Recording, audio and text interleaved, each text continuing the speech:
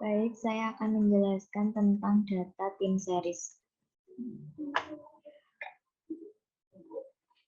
Data time series, pengertian dari data time series pada serial dari kumpulan data yang teratur oleh kumpulan waktu, frekuensi, urutan waktu yang dimiliki oleh time series. Data bisa meliputi tahun, bulan, jam, atau bahkan mil sampai detik. Uji hipotesis. Uji hipotesis adalah metode pengambilan keputusan yang didasarkan dari analisis data, baik dari percobaan yang terkontrol maupun dari observasi tidak terkontrol.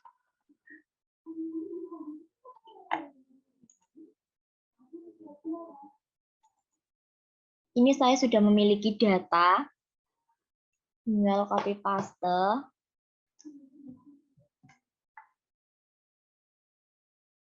Tinggal copy, terus kita ke Stata, editor data, tinggal paste aja variable names, terus kita ke comment, ke sum, Y1, X1, X2, X3, enter. Rect Y, X1, X2, X3, enter.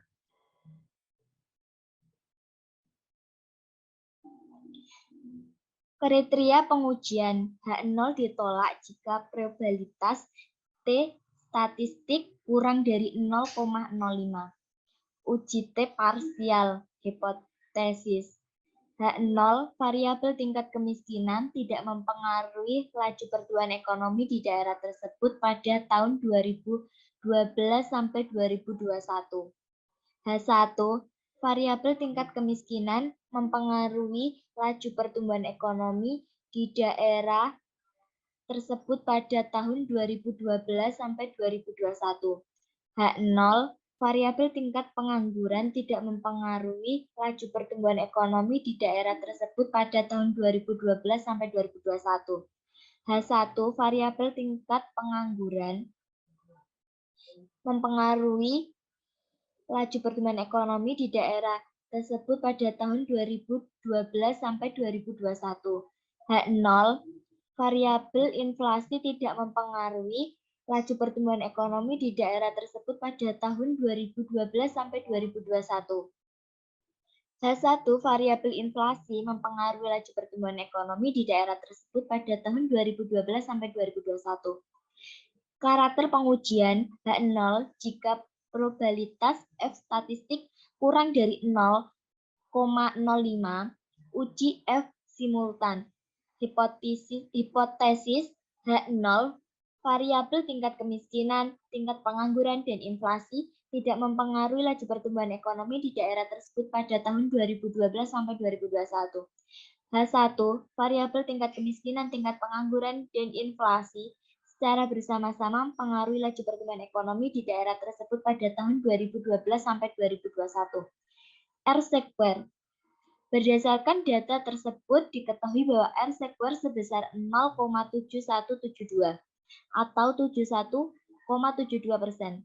Artinya, besarnya pengaruh yang diberikan oleh tingkat kemiskinan, tingkat pengangguran, dan inflasi secara bersama-sama mempengaruhi laju pertumbuhan ekonomi di daerah tersebut pada tahun 2012 sampai 2021 sebesar 71,72%, sedangkan sisanya sebesar 28,28% dipengaruhi oleh variabel lain.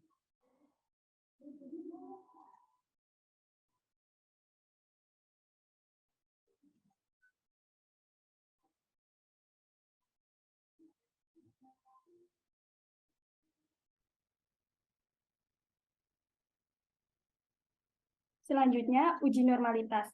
Uji normalitas ini terdapat di uji asumsi klasik yang merupakan persyaratan statistik yang harus dilakukan pada analisis regresi linear berganda yang berbasis ordinary least square. Dalam OLS hanya terdapat satu variabel dependen, sedangkan untuk variabel independen berjumlah lebih dari satu. Uji normalitas ini memiliki fungsi untuk melihat apakah nilai residual terdistribusi normal atau tidak. Sekarang kita akan mencoba mengolah data dengan uji normalitas menggunakan stata. Ini saya sudah mempunyai olahan datanya, selanjutnya di copy, lalu buka stata, klik data editor, lalu copy paste data yang tadi, klik variable name, lalu kembali ke komen dengan menuliskan teks, spasi, Y, X1, X2, X3, lalu enter. Kemudian menuliskan kembali di komen dengan predict, spasi E, receipt. Enter. Kemudian menuliskan kembali dengan sweep, spasi E. Enter. Jika probability-nya lebih dari 0,05 dan tidak signifikan, maka data residu tersebut bersifat normal. Sedangkan jika probabilitasnya kurang dari 0,05, maka data residu bersifat tidak normal. Dari hasil data tersebut terlihat bahwa probabilitas yang dihasilkan yaitu 0,87302 sehingga lebih dari 0,05. Maka data residu tersebut bisa dikatakan bersifat normal.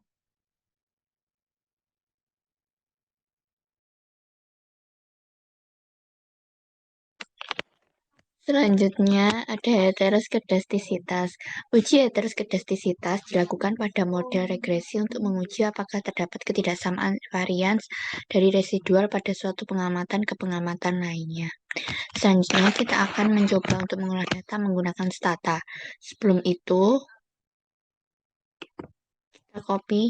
kita buka ke data editor, terus kita copy data Excel,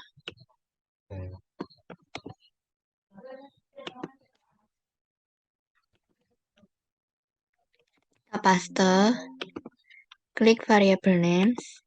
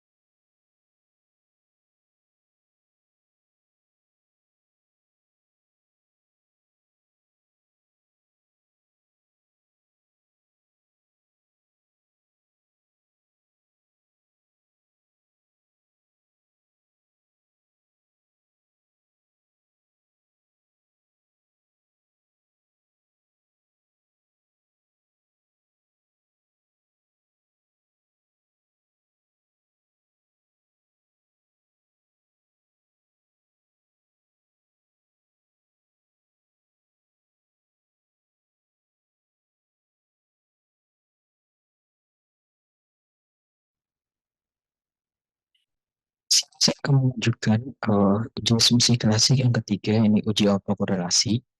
Yang dimana uji autokorelasi ini bertujuan untuk menguji apakah dalam suatu model regulasi linear ada korelasi antara kesalahan pengganggu pada periode T dengan kesalahan pada periode T1.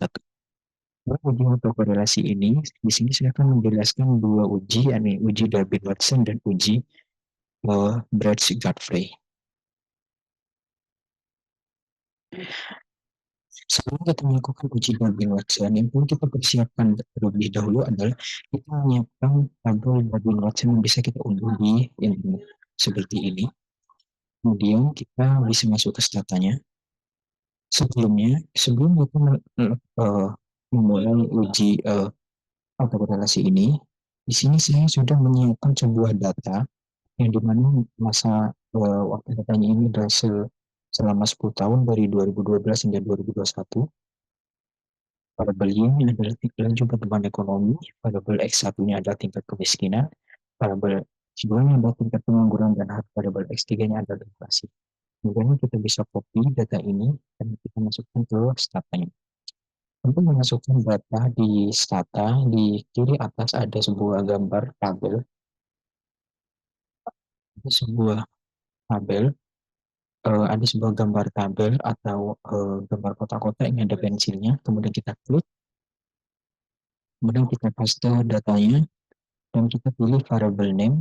Fungsinya adalah agar pada baris yang pertama dalam Excel kita menjadi variable name di stata kita. Setelah itu, setelah kita masukkan datanya, kita bisa mengatur waktu dalam stata ini. Caranya adalah dengan komen atau perintah reset spasi tahun. Kalau misalkan waktunya adalah bulan, maka tergantung variable name yang kita miliki. Kalau sudah kita enter, setelah itu kita bisa melakukan regresi terhadap semua variabel yang kita miliki. Caranya adalah reg spasi variabel y dan spasi variabel x yang kita miliki. Reg spasi variabel y spasi variabel x1, variabel x2, variabel x3. Kita enter. Setelah melakukan regresi, kita bisa melakukan uji Debye-Watson. Komen atau perintahnya dalam stata adalah stat Watson. Di sini kita dapat melihat bahwa nilai Debye-Watson di statistiknya adalah 1,79879. Setelah kita mengetahui nilai Debye-Watsonnya, kita masuk ke perhitungan Debye-Watsonnya. Di sini kita mengetahui bahwa hipotesisnya adalah H0 tidak terdapat autokorelasi dan H1 terdapat autokorelasi. Dengan kriteria pengujian, jika nilai Debye-Watson kurang dari DL, maka H0 ditolak. Atau jika nilai Debye-Watson lebih besar dari 4 min DL, maka H0 ditolak.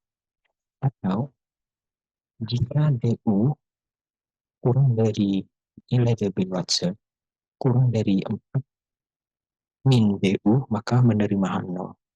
Tidak terdapat autokorelasi. Jadi jika nilai Debye-Watson di antara DU dan nilai 4 min DU, maka tidak terdapat autokorelasi. Sedangkan kriteria ketiga, jika DL kurang dari nilai Debye-Watson kurang dari DU, maka konklusif, atau nilai 4 min DU kurang dari nilai Debye-Watson kurang dari 4 min DL, maka uji Debye-Watson tidak menghasilkan hasil yang akurat. Ini kita sudah mengetahui bahwa nilai DW-nya adalah 4,79879, maka kita selanjutnya adalah mencari nilai DL dan DU-nya. Dengan cara kita mengetahui N-nya dan juga K-nya. Ini adalah jumlah data kita, ini adalah variabel X min 1. Kalau kita ada 10 data atau 10 tahun, maka N-nya 10, nilai K-nya adalah 2. Kita masuk ke tabel Debye-Watson-nya, kita lihat di sini K2 dan N10, maka di sini nilai DL-nya adalah 0,6972 dan nilai DU-nya 1,6413. Kita masukkan di sini, kemudian kita cari nilai 4 min DL-nya, kita peroleh 3,3028, dan nilai 4 min DU-nya kita peroleh 2,382587. Kemudian kita masukkan ke grafiknya nih. Dalam grafik ini, di sini adalah nilai DL-nya, ini adalah nilai DU-nya, ini adalah nilai 4 min DU, dan ini adalah nilai 4 min DL, dan ini 4. Karena nilai Debye-Watson statistik kita 1,79879, berarti ada di antara nilai DU dan nilai 4 min DU. Jika di antara ini, maka menerima H0, maka berarti hasil uji Debye-Watson-nya adalah menerima H0 atau tidak ada autokorelasi. Selanjutnya kita masuk ke stata, kita melakukan uji atau korelasi kedua, yakni uji break-reversal. Caranya adalah stat. Masukkan perintah atau komennya stat break. enter. Di sini diketahui bahwa nilai probabilitasnya adalah 0,3940. Kita masuk ke penghitungannya. Di sini kriterianya adalah H0 ditolak jika probabilitasnya kurang dari 0,05. Di sini nilai probabilitas uji berat-beratnya adalah 0,3946. Maka menerima H0 artinya tidak terdapat autokorelasi. Demikian penjelasan mengenai uji autokorelasi dari saya. Kurang lebihnya mohon maaf. Wassalamualaikum warahmatullahi wabarakatuh.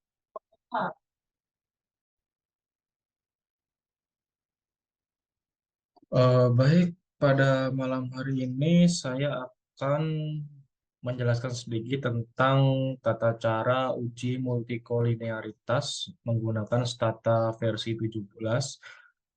Dan di uji multikolinearitas ini ada dua uji, yakni uji Corel dan uji Variance Inversion Factor, atau bisa disingkat uji VIF.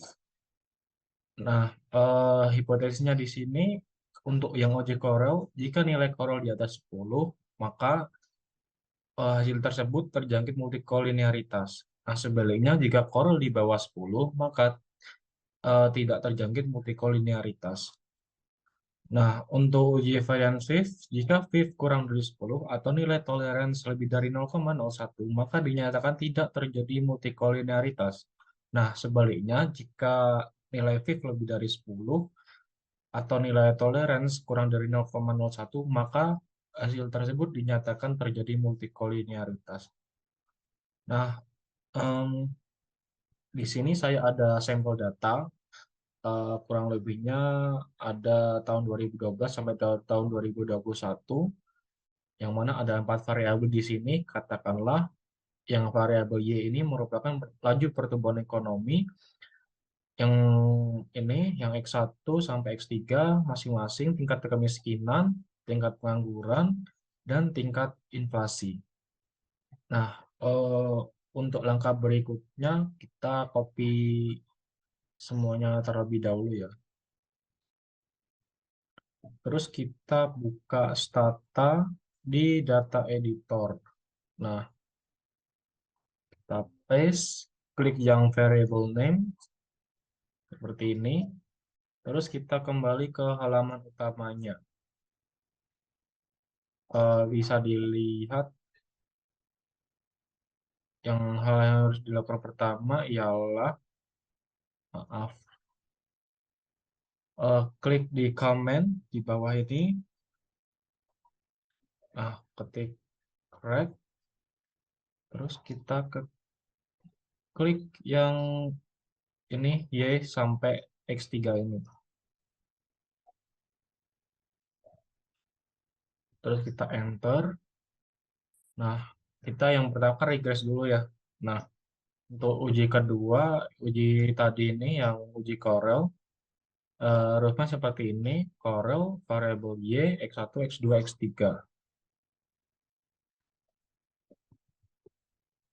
Ketik Corel, terus kita klik untuk variabelnya X2 dan X3. Nah, enter. Ini sudah keluar ya untuk hasil datanya. Sesuai hipotesisnya tadi, kalau di atas 10 maka terjadi multikolinearitas. Jika Corel di bawah 10 maka tidak terjangkit multikolinearitas. Nah, ini contoh data yang lainnya ya.